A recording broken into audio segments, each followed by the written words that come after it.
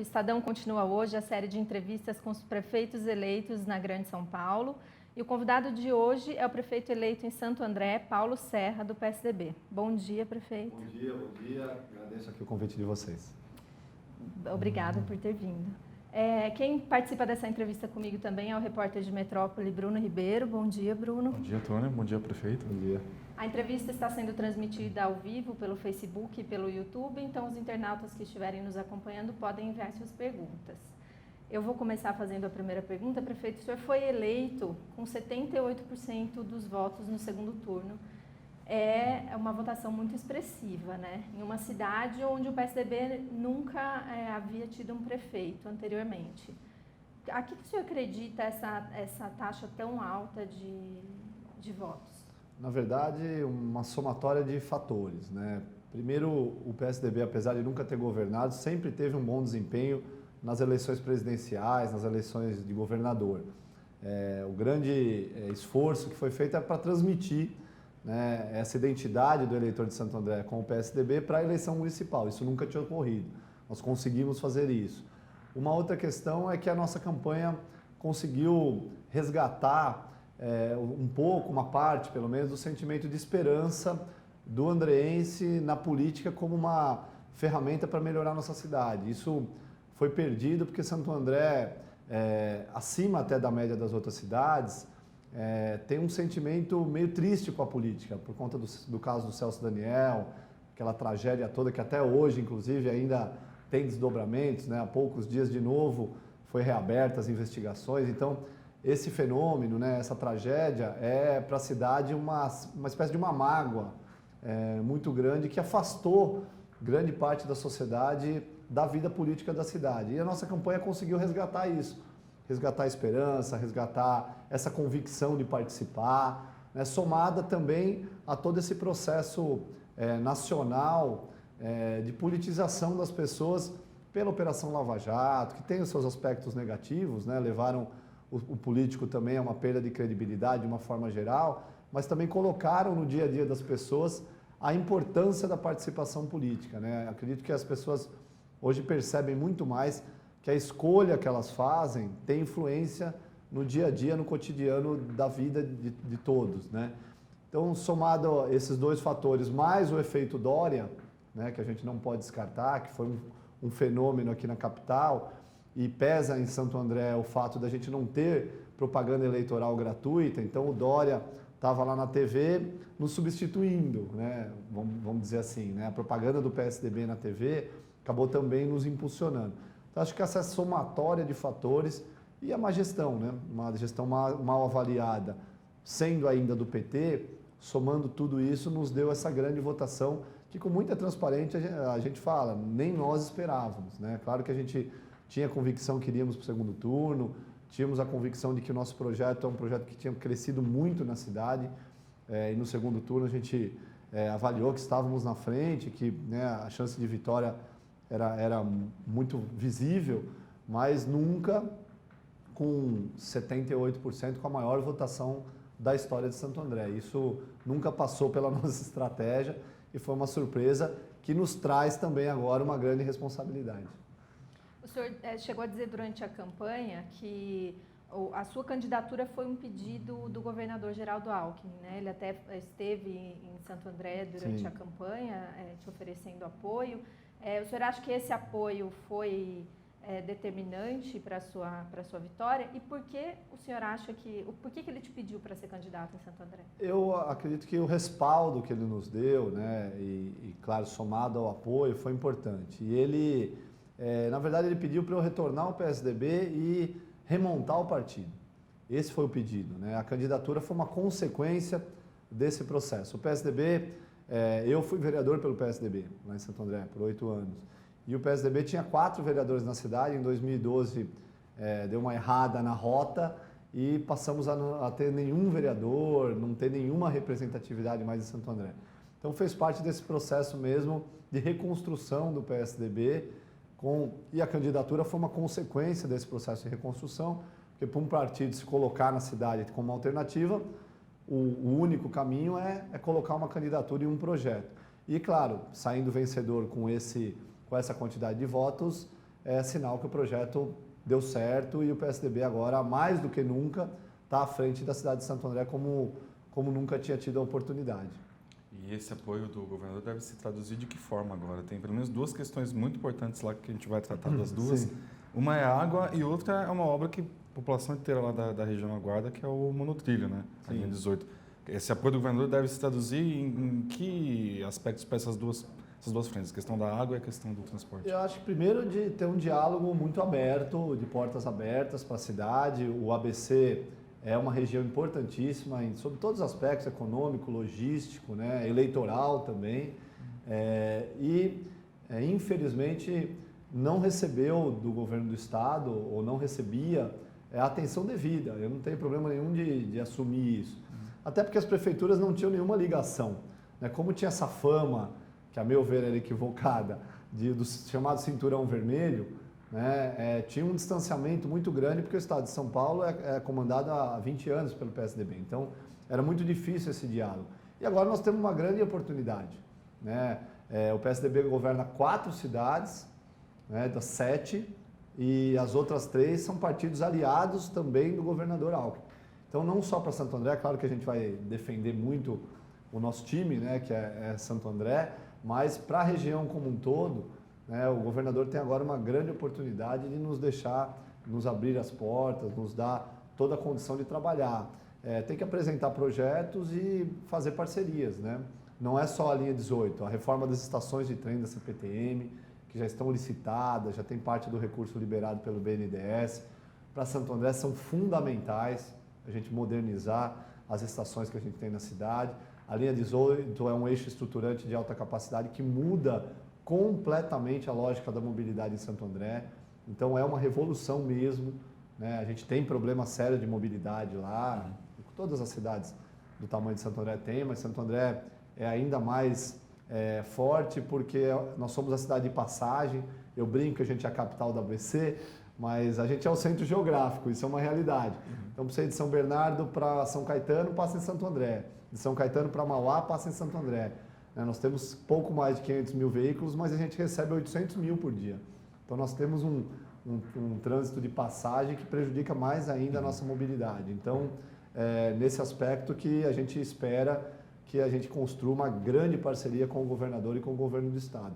E na questão da água, como você colocou também, né, nós temos que pensar num novo modelo de gestão lá para o SEMASA, que é o nosso órgão ambiental, mas antes até disso, é colocar água na torneira das pessoas. Né? Não dá para as pessoas pagarem a conta de água em dia, porque se não pagar, corta, e não ter água na torneira. Né? Você que é de Santo André, está aqui comentando, você sabe, o SEMASA sempre foi um serviço bem avaliado lá. Né? E hoje foi pauta na eleição. Né? Nos deixava até constrangido, dizer, olha, eu vou ser prefeito para pôr água na torneira da 5ª cidade, maior cidade do estado de São Paulo. Né? Mas é uma realidade, a gente tem que resolver.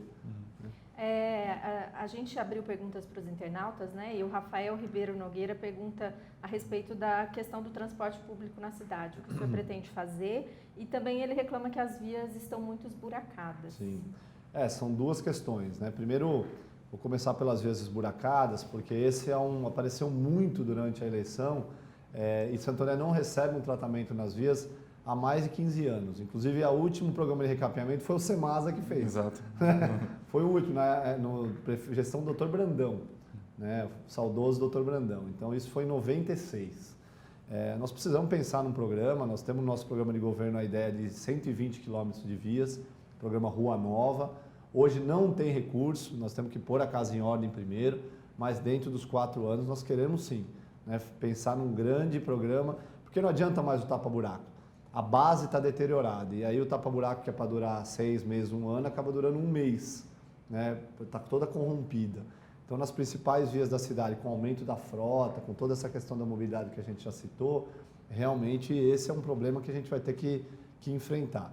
E na questão da mobilidade do transporte público, nós temos hoje uma parte do transporte lá num contrato emergencial, numa área muito populosa da cidade, da Vila Luzita. Nós temos que resolver isso, fazer a concorrência, a licitação de forma muito transparente, né? Não dá para a gente ter 40% do transporte público da cidade funcionando em caráter provisório. né? A gente tem que reestruturar isso. E, apesar de ser um problema, também é uma grande oportunidade, porque aí a gente quer colocar uma concorrência na rua, exigindo do concessionário todas as medidas que precisam ser tomadas. Então, uma pesquisa origem-destino, revisão dos itinerários, renovação da frota 100% acessível. Nós temos na mão uma grande oportunidade e é assim que a gente quer trabalhar. Os itinerários da cidade são também da década de 90, todos baseados numa lógica bairro-centro. Então, o centro de Santo André, que tem ruas muito estreitas, recebem mais de 200 ônibus por hora. Não é racional o nosso sistema. Né? Então, a gente quer revisar os itinerários, fazer essa grande pesquisa origem-destino para modernizar o transporte, não só trocando ônibus, mas fazendo com que ele seja mais racional e atenda os equipamentos da cidade que não existiam na década de 90. Né? Nós temos hospital estadual que não existia, nós temos poupa-tempo que não existia, nós temos AME que não existia, só para falar de equipamentos públicos, mas tem shopping center, que são atrativos de pessoas. Né? Então, nós precisamos revisar toda essa lógica do transporte da cidade. Nós vamos fazer isso a partir do primeiro ano. Para ficar nesse tema ainda, prefeito, como é que vai ficar a tarifa para o ano que vem do ônibus? Não dá para discutir tarifa com o sistema que a gente tem hoje. Nós não pretendemos mexer nisso porque, como eu disse, 40% do transporte está de forma provisória, num contrato emergencial. O sistema não está estabilizado. Não dá para fazer nem cálculo de tarifa hoje com o sistema da forma que está funcionando. Depois de ocupar esse desafio, aí sim vamos abrir uma discussão muito transparente, muito clara. Eu não tenho medo de pautas impopulares, porque tem que ser discutido, desde que seja discutido de forma clara com a população aceita a discussão, né, mas não faz parte da nossa prioridade. Isso, por incrível que pareça, a tarifa não é o principal obstáculo para as pessoas não irem de ônibus. É a terceira preocupação dos usuários. Isso a gente fez pesquisa com os usuários, eu fui secretário de mobilidade. Né? O primeiro é a pontualidade. O usuário aceitaria até pagar mais caro se o ônibus chegasse na hora e deixasse ele no destino dele no horário combinado. Né? E a segunda é a limpeza, o estado dos ônibus. A terceira preocupação é a tarifa. Então a gente quer trabalhar de acordo com essas demandas. E a tarifa para a gente não é prioridade a discussão. E o tempo de viagem não entra nessa? Lá em Santo André, de ônibus leva 2 horas, no caminho de 20 minutos. A pontualidade está ligada ao tempo de viagem, né? É no mesmo... Então, esse ano, então, 2017, um aumento... Santo André deve acompanhar São Paulo e não reajustar a tarifa. Deve acompanhar São Paulo. Uma outra questão também são as finanças da cidade, né? Até o senhor falou há pouco que a situação da cidade não está fácil, a dívida total supera o orçamento atual, né? Sim. E como o senhor pretende administrar uma cidade sem verba? Primeiro, as dívidas mais importantes, elas vão ter que ser equalizadas com os credores. O principal hoje credor, né, a principal dívida da cidade é com a Sabesp, né? Tem a ver com a questão da água. Então, isso vai fazer parte de toda essa operação de recolocar a operação de água na qualidade que ela deve ter. Né? Então, nós vamos pensar em modelos de gestão e formas de equalizar essa dívida e equalizar a operação. Né? Precatórios, que é um outro grande montante, nós temos que seguir a porcentagem constitucional lá, dos 4 pontos aos 60 e poucos por cento. Né? Não tem muito o que discutir, tem que pagar. O ano passado pagou-se mais de 300 milhões de precatório. Aí é ordem judicial, não se discute. De onde a gente vai fazer a cidade voltar a andar? Com choque de gestão. Diminuir o número de secretarias, rever contrato, auditoria interna em todas as contratações, né? Qualificar gasto público, trabalhar em cima de uma dívida ativa que a cidade tem de mais de 1 bilhão. Né? Então, qualificar também essa cobrança através do PEMAT, que é um plano de modernização de tributos, né? Sem aumentar imposto. Né? E trazer de volta, claro que isso não é no curto prazo, o choque de gestão é desde o primeiro dia, mas não é no curto prazo, é trazer de volta a atividade econômica, né? Fazer com que a prefeitura volte a ser incentivadora da geração de emprego e renda. Santo André esqueceu disso nos últimos 12 anos.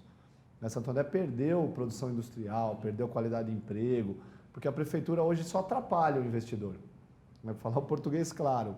Desde um microempreendedor a um mega, a um shopping center ou a uma indústria, a prefeitura é um dificultador para abertura, para burocracia, para expedição de alvará, de autorização. Nós vamos inverter essa lógica. No nosso plano de governo tem o que a gente chamou de poupa-tempo do empreendedor. Nada mais é do que uma sala de situação que o projeto, seja ele qual for, mas que gere emprego, não sai de lá sem os pareceres e a aprovação devida, né? Para que dentro do mercado a cidade de Santo André volte a ser enxergada como uma cidade que quer atrair investimento e não atrapalhar.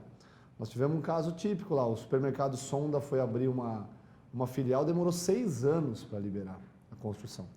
Se o terreno não tivesse sido adquirido pelo mercado, que era terreno próprio, eles por 2 vezes desistiram de Santo André. E gerou 200 empregos diretos e mais 400 indiretos. Então, é esse tipo de coisa que a gente não pode deixar acontecer. Nós temos lá a Bridgestone ainda na cidade, a Pirelli, nós temos toda a parte química, têxtil lá ainda da Ródia, né, uma parte pequena, mas ainda existe, né, o polo petroquímico, né, que é enorme. E a Bridgestone também, por exemplo, por falta de diálogo, está investindo 300 milhões em Camaçari, quando poderia ampliar a planta na cidade de Santo André. Então, é claro que isso é para o médio e longo prazo, mas voltar a plantar, voltar a gerar emprego, voltar a gerar atividade econômica, faz parte dessa recuperação da cidade, senão não tem saída. Só o choque de gestão não será suficiente, né? O senhor acha que a cidade ainda tem como voltar a ter esse perfil mais industrial? Tem, mas num outro formato. Eu acredito muito na área de tecnologia. Nós temos um polo tecnológico aprovado pelo governo do estado desde 2010, com uma área já cedida para o governo do estado. Então nós temos que tirar isso do papel, né? Nós temos uma universidade federal ali na Avenida do Estado que gera uma mão de obra de altíssima qualidade, também na área de tecnologia. Né? Nós temos FATEC, ETEC, tem mão de obra lá, tem área disponível. A posição logística da cidade é interessante. Falta a gente tratar isso como prioridade. Eu não acredito mais nas grandes plantas, isso não. Mas em pequenos condomínios industriais nós temos espaço para isso. Mauá, que é uma cidade vizinha, através de Sertãozinho, que é um pequeno condomínio industrial muito longe de ser o condomínio ideal, mas está recuperando Mauá.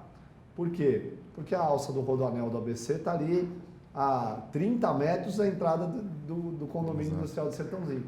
Então, o que era R$200 o metro quadrado, hoje é 2.000 e não tem vaga. O que tem de pequenas metalúrgicas, pequenas indústrias que foram inauguradas lá em Mauá a partir da chegada do Rodoanel, está levando Mauá num ritmo que daqui a 2 anos é capaz de ultrapassar Santo André no valor agregado. Então, nesse tipo de modelo, eu acredito que a gente possa resgatar. Agora, esse choque de gestão que eu estava falando, inclui também a concessão da Semasa? Pode incluir. Não é o único modelo. O Semasa, com administração própria, ela já foi uma referência. E a gente não descarta manter a administração própria. Nós temos que avaliar muito bem. O Semasa é um patrimônio da cidade. Nós temos que avaliar muito bem. Agora, essa questão da dívida hoje nos deixa com menos alternativas do que nós teríamos se a situação fosse outra. 3 bilhões não é uma dívida fácil de ser equalizada. É um orçamento da cidade isso quase, né? É mais, hoje é mais. O orçamento para o ano que vem é de 3,03 bi, mas o orçamento próprio é de 1,5 bi. Todo o resto é ainda um pouco de peça de ficção. É BID, é governo federal, é PAC mobilidade, né? O orçamento real mesmo da cidade não chega a 2 bilhões. Né? Tem muita gente perguntando aqui a respeito das ciclovias. Algumas pessoas dizem que elas não são utilizadas. Se o senhor pretende rever, reavaliar? Vamos rever todas as ciclovias. Nós temos um projeto de 35 quilômetros. Santo André hoje tem pouco mais de 10 quilômetros. Elas não se integram, elas não levam as pessoas às estações de trem, que são a maior demanda. Isso nós temos pesquisa. Não dá para fazer ciclovia se também não tiver bicicletário no início e no final. Não faz nenhum sentido. Né? A ciclovia, só jogar a ciclovia, não tem onde parar a bicicleta, como é que a pessoa vai... Porque mobilidade não é só usar um modal. A pessoa pode pegar a bicicleta, parar, andar de táxi, pegar o trem e chegar, não tem problema. Isso é mobilidade. Né? Agora tem que dar condição para que todas essas ligações sejam feitas. Nos nossos 35 quilômetros, prioritariamente são as ligações das principais avenidas com as estações de trem. Nós vamos rever todas. Inclusive a que foi feita a última aí que foi feita na calçada, que foi até matéria mais polêmica. Né? O PT tentou dizer que o projeto era nosso e efetivamente não é. Mas nós temos que rever, nós não podemos queimar a política toda por erros que foram cometidos. E nisso o Haddad nos atrapalhou muito, inclusive, né? Porque foi de uma forma totalmente sem planejamento, e aí tem ciclovias que ele fez que sim são utilizadas, mas aí você faz uma grande quantidade que ninguém usa e atrapalha até aquelas que devem existir, né? Porque você acaba fritando a política de uma forma generalizada. Então, a gente vai fugir disso, vai discutir com muita transparência, mas a gente quer manter e colocar a bicicleta na paisagem de Santo André, porque é uma forma de transporte, além da ciclofaixa de lazer, que é uma forma de lazer extremamente aprovada na cidade. Na mobilidade ainda, como é a questão de Uber em Santo André? A Uber precisa passar por um processo de regulamentação. É uma tendência irreversível. Não há como falar, vamos proibir isso. Não tem como fazer isso. Agora, eu defendo a regulamentação. Acho que também não dá para ser totalmente solto. Nós temos lá uma empresa pública de transporte, o taxista passa pelas vistorias, tem uma série de responsabilidades que ele assume com o poder público. E como transporta passageiro, eu enxergo que o Uber é também uma concessão, uma espécie de um transporte público. Né? E aí precisa passar, pelo menos, no mínimo, pela mesma fiscalização que os taxistas passam. Eu defendo que, eu acredito numa convivência, acho que dá para conviver, não exclui o outro, né? Mas não dá para deixar solto da forma que está hoje em Santo André. Eu sei que já tem cidades discutindo, São Paulo é uma delas, né? Não tem ainda um modelo, pelo que eu li, modelo ideal, mas nós vamos buscar esse modelo, né? Só não pode deixar do jeito que está hoje, que aí é muito desigual, né? Até a demanda, aquela coisa, o mercado, tem bastante gente que usa Uber em Santo André, então vão todos os Ubers para lá, né?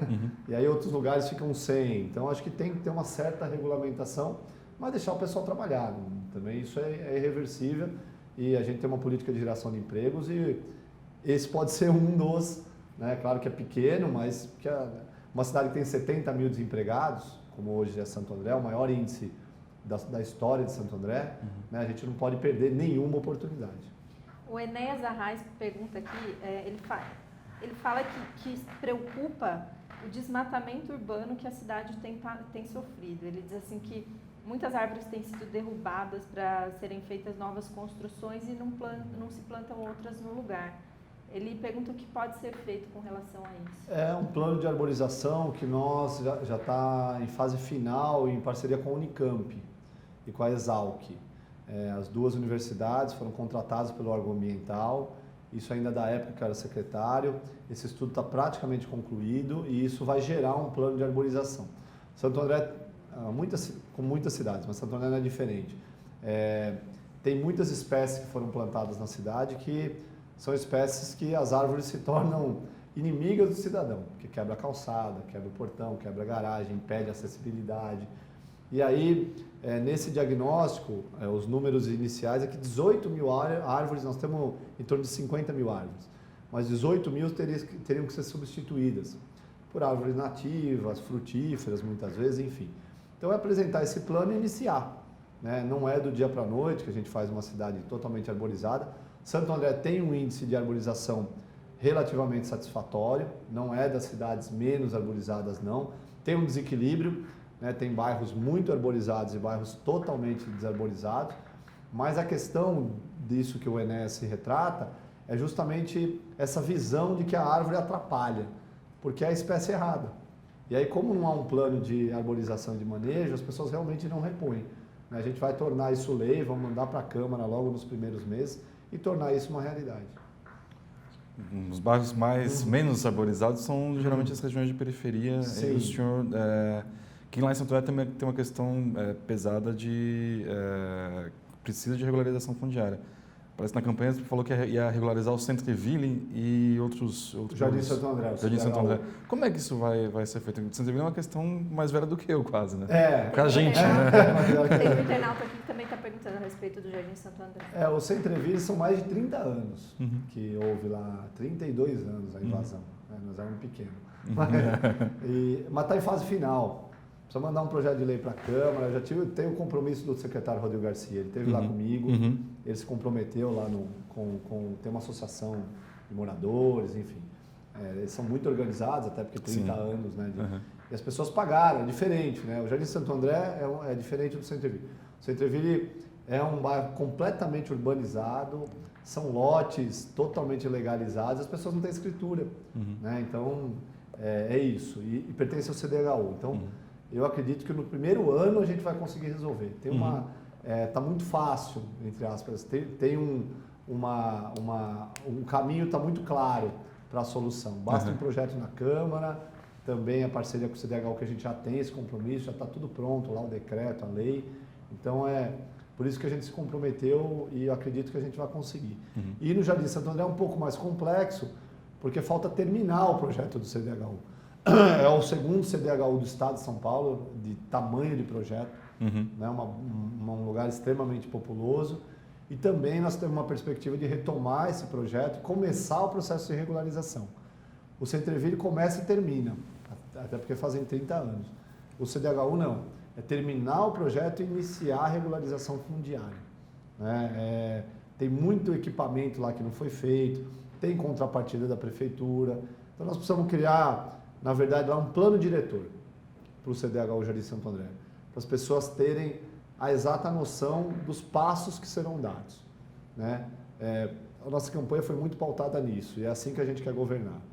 Não dá para fazer para amanhã, nem depois da manhã, mas as pessoas vão saber, né? Com plano de metas, mostrando para a cidade que essas ações estruturantes para a vida das pessoas tem que ter um plano bem claro, planejado, né?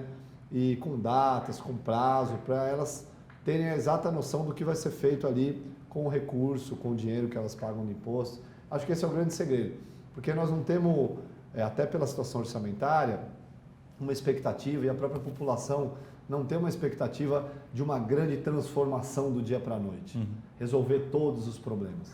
Quem se compromete com isso já começa mentindo, né? A gente não cometemos essa irresponsabilidade.